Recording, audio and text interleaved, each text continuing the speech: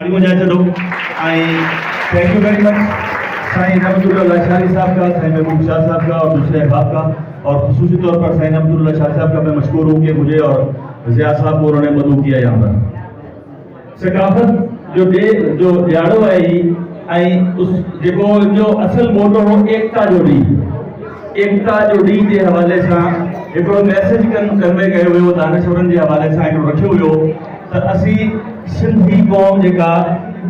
वंडियल आहियूं ऐं असांजी सोच, असांजी क्रिएटिविटी, असांजी जेका तख़लीक़ी सलाहियतूं आहिनि उहो के हिकु मौज़ू ते फोकस न आहिनि, त उन खे हिकिड़ो अहिड़ो प्लेटफॉर्म ॾिनो वञे त जेके बि दानश्वर आहिनि, शाइर आहिनि, अदीब आहिनि, या हिते जा जेके बि पार्थियूं आहिनि, शौक़ वारा माण्हू आहिनि, उहे सभई गॾिजी क़ौम जे मुस्तक़बिल खे संवारण लाइ को अहिड़ो जेको आहे नक्शो, अहिड़ो लाइबल तयारु कनि त जीअं असीं दुनिया में कम्पीट करे सघूं। त इन हवाले सां इहे सकाफ़ती ॾियारा मल्हाया वञनि था। असांजा मीडिया जेके ग्रुप्स आहिनि उन्हनि जा डिफरेंट इन में मोटोज़ आहिनि ऐं इन में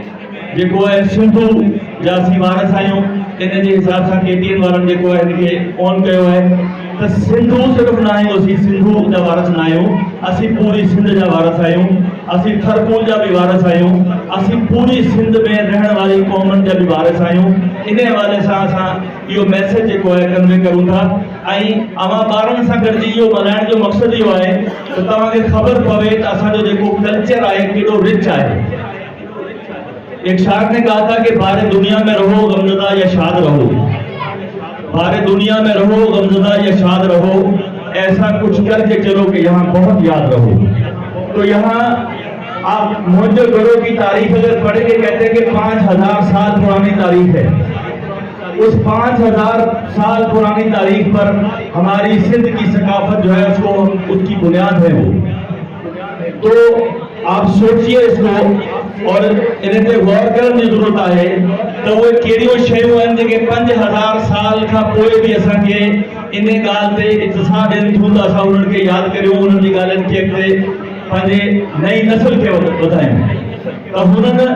जी तामीराती कम, हुननि जो हुनर, हुननि जो क्राफ्ट, हुननि जो रहणी करणी, तहज़ीब, तमदन, सकाफ़त सभु उन्हनि जी अहिड़ी हुई त असां उनखे अॼु बि ऑन करण लाइ तयारु आहियूं ऐं इहो अजरक टोपी पाए असां उन्हनि खे मञूं था।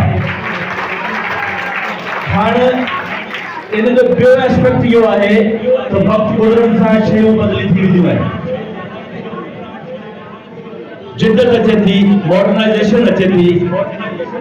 उन ते असांखे इहो ॾियारा ज़रूरु मल्हाइणु खपनि, पर उन्हनि सां गॾिजी असांखे इहो बि सोचणु खपे त असांजो फ़र्ज़ु छा आहे, छा असीं पंहिंजे फ़र्ज़ खे पूरी तरह पूरो करूं पिया या न। उन जे हवाले सां अर्ज़ु इहो आहे त तालीम खां बिना असीं अॻिते नथा वधी सघूं। इहो हर बाशऊर माण्हू सम्झे थो ऐं बाशऊर माण्हू खे त इहा ख़बर आहे, पर आउं दावे सां चवां थो जेको माण्हू जाहिल आहे, जे इल्मु न वपरायो आहे, जंहिंखे इल्मु न मिलियो आहे, उहो सभिनी खां वधीक सम्झे थो त इल्म जी अहमियत छा आहे। तव्हां वटि बि तव्हां उस्ताद आहियो, असां बि पढ़ायूं पिया,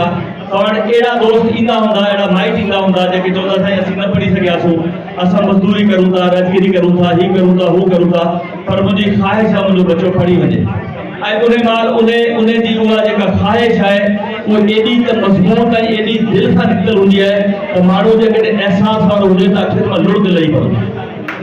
त ॻाल्हि इहा आहे त असांखे इहे जेके नौजवान ॿार वेठा आहिनि उन्हनि खे इहा सभु शयूं ॾेई तयारु करे क़ाबिल करे अॻिते मोकिलणो आहे। दुनिया जो ॿियो बि रूल आहे, अल्टीमेटली दुनिया अल्लाह ताला तख़लीक़ कई आहे, हिक जे पोयां ॿियो आहे। कारी सुल्तान हायर सेकेंडरी स्कूल खे ठहे के केतिरा साल थिया, केतिरा हेड मास्टर हिते आया, यादगिरी सिर्फ़ु उन्हनि जी हूंदी जिन्हनि इन स्कूल जे लाइ कुझु कयो हूंदो। त माण्हू दुनिया उन माण्हू खे यादि रखे थी जेको इन दुनिया में रही दुनिया वारनि जे लाइ, क़ौम जे लाइ ऐं आवाम जे लाइ कुझु करे वेंदो आहे। घणेई उस्ताद आहिनि, तव्हां बि पढ़िया हूंदा, असीं बि पढ़िया आहियूं, अञा बि पढ़ायूं पिया,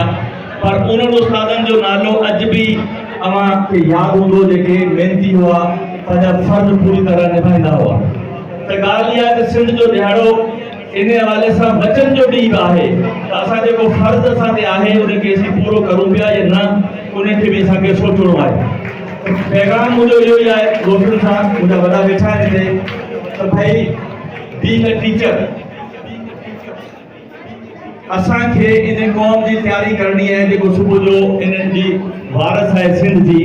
धरती जी वारस आहे। इशफाक अहमद हिकिड़ो वॾो दानश्वर गुज़रियो आहे,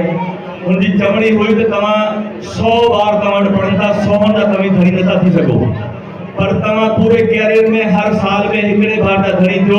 उनखे पुॼाणी ते पुॼाए वठो, तव्हांजी ज़िंदगी जो मक़सदु पूरो थी वेंदो, तव्हांजी तालीम जो मक़सदु पूरो थी वेंदो। इन करे टीचरनि ते वॾी ज़िम्मेदारी आहे ऐं ॿारनि ते पेरेंट्स ते ज़िम्मेदारी आहे त तालीम जे हवाले सां पंहिंजो कमु कनि, ऐं जॾहिं तालीम असांजी मज़बूत थी वेंदी त पोइ असांखे इहो ॾियारा मल्हाइण जो बि फ़ख्रु हूंदो, ऐं असीं चई सघंदासीं त असांजे साम्हूं जेके वेठा आहिनि उहे प्रोफेसर आहिनि, उहे दानिश्वर आहिनि, उहे शाइर आहिनि, डॉक्टर आहिनि, अदीब आहिनि, साइंसदान आहिनि, पर सिर्फ़ ऐं सिर्फ़ नारनि सां दावनि सां कुझु नथो थी सघे। अमली तौर ते असांखे उनखे कमु करणो पवंदो, ऐं दोस्तनि जी वॾी महिरबानी, वरी साईं रहमतुल्लाह साहब जी महिरबानी जिन्हनि असांखे न सिर्फ़ु घुरायो बल्कि स्टेज ते बि ॻाल्हाइण जो मौक़ो ॾिनो, ऐं पाकिस्तान ज़िंदाबाद जी अचे।